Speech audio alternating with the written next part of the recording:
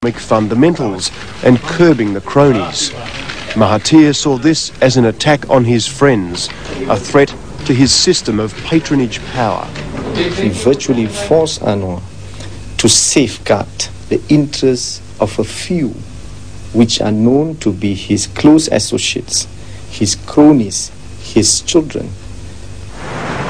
Also unacceptable to Anwar was Mahathir's love of the so-called mega-projects, like the Petronas Towers, once the world's tallest building. Petronas is the state petroleum company, earning $6 billion a year in oil and gas revenue. Anwar would later testify in court.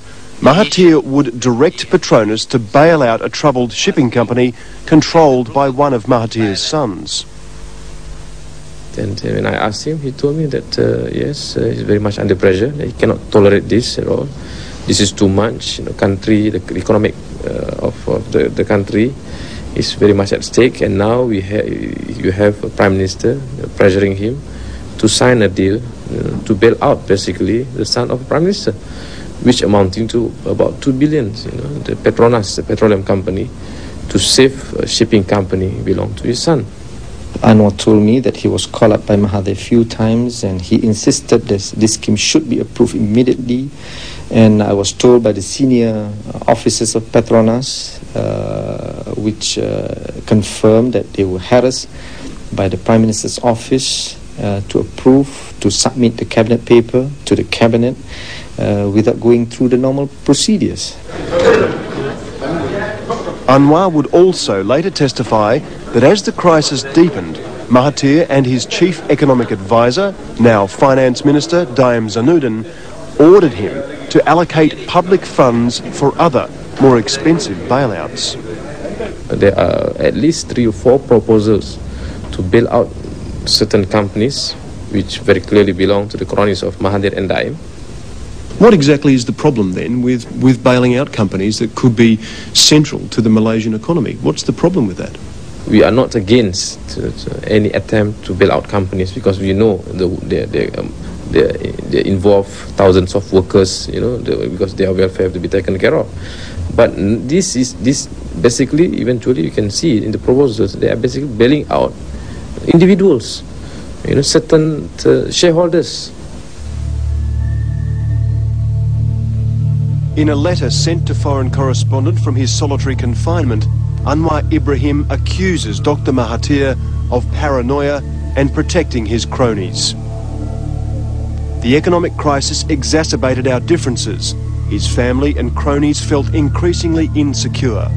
My priority was to strengthen economic fundamentals and restore investor confidence.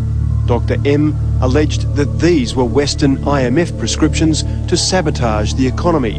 I rejected such ludicrous outburst as an attempt to camouflage the bailouts and contracts for his children and cronies.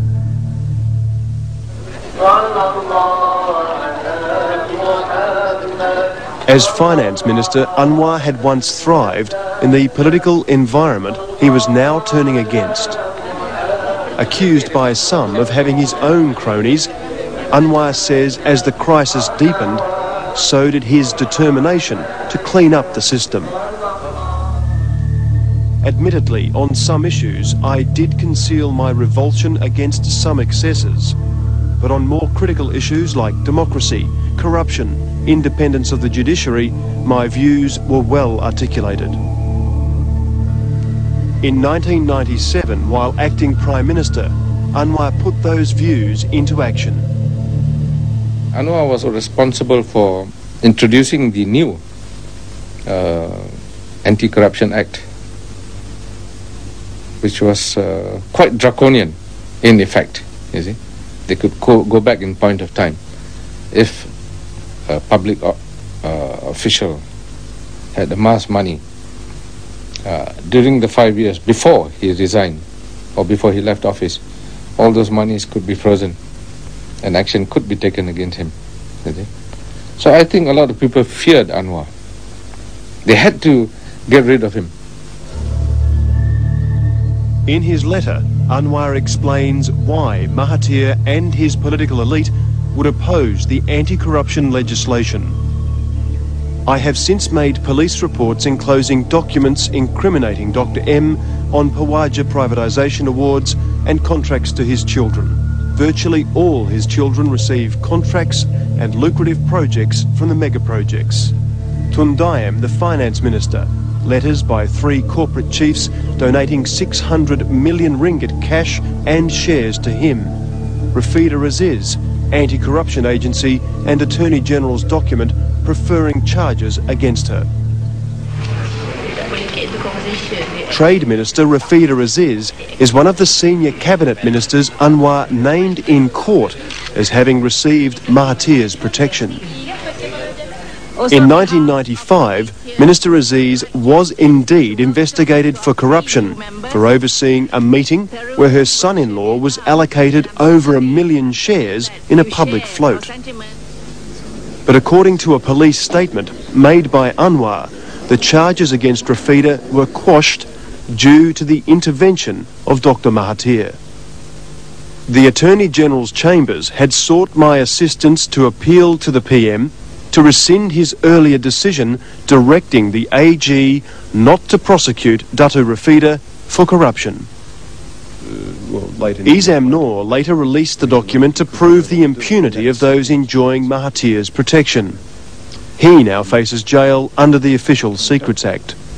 When the ACE, the officers, asked Rafida Aziz, "Do you know this is wrong?" She said, "Yeah, I know this is wrong. So why you are still there? You were still there chairing the meeting." And the answer Rafida gives is very interesting. She said, "I was instructed by the Prime Minister to be in the meeting to make sure his son, Mirzan Mahathir, also got a portion of the shares in the company." And this is a testimony, did by Rafida Aziz himself. And this in the documents. This was just one of several allegations of high-level corruption and cronyism Anwar raised in sworn testimony in court. It was his opposition to these favours and bailouts, he says, that destroyed his relationship with Mahathir. Anwar told us that there were a lot of occasions when he had heated arguments with the Prime Minister and other colleagues of his over various things, over policy matters, over how the money was being used, And I think what really broke the camel's back was the Prime Minister felt that Anwar was going to stand against him. He's getting very desperate. Just before his arrest, Anwar videoed this statement outlining why Mahathir would now move against him. He is too committed to his few cronies and family interests.